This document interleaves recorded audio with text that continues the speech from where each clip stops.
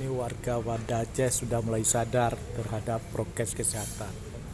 Di sebuah kafe Balai Kopi di Jalan Balai Banyak Makam sudah melaksanakan prokes kesehatan dengan baik. Satu meja satu orang, malah tidak dua orang. Jadi sudah kosong, sepi. Kafe-kafe di sini sudah sepi.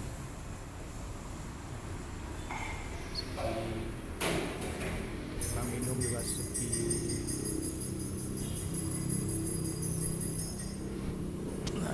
Di jalan juga sepi. Kan ada.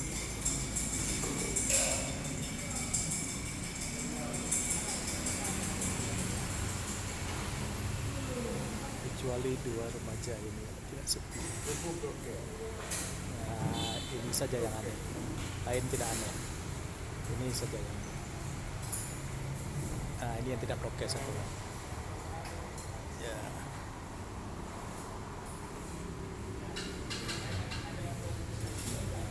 Sepi. Jalanan juga sepi.